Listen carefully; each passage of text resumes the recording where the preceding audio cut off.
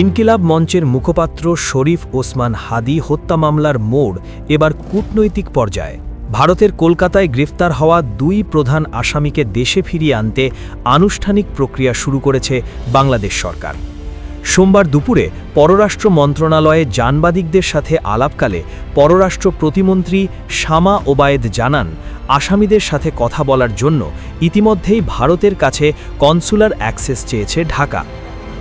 আইন আদালতের ব্যাপার, তো যেহেতু মাত্র এই ঘটনাটা ঘটেছে, আমরা কূটনীতির মাধ্যমে চেষ্টা করছি। কনসুলার অ্যাক্সেস আমরা চেয়েছি, আমার রুলস অফ প্রসিজার আমাদের ফলো করতে হবে। পররাষ্ট্র প্রতিমন্ত্রী শামা ওবায়েদ জানিয়েছেন, ভারতের সাথে বাংলাদেশের বিদ্যমান বন্দি বিনিময় চুক্তির মাধ্যমে আসামিদের ফিরিয়ে আনার সব ব্যবস্থা নেওয়া হবে। তিনি আরও বলেন, বর্তমানে আমাদের কাছে থাকা তথ্য যাচাইয়ের জন্য কনসুলার অ্যাক্সেস পাওয়া অত্যন্ত জরুরি। এরপরই আইনগত প্রক্রিয়া অনুসরণ করে তাদের বাংলাদেশে বিচারিক কাঠগড়ায় দাঁড় করানো হবে।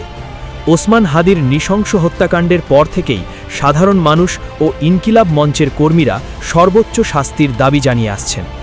আসামিরা সীমান্ত পাড়ি দিয়ে ভারতে আশ্রয় নিলেও দুই দেশের আইনশৃঙ্খলা বাহিনীর তৎপরতা এবং সরকারের এই দ্রুত পদক্ষেপ বিচারের নতুন আশার আলো দেখাচ্ছে।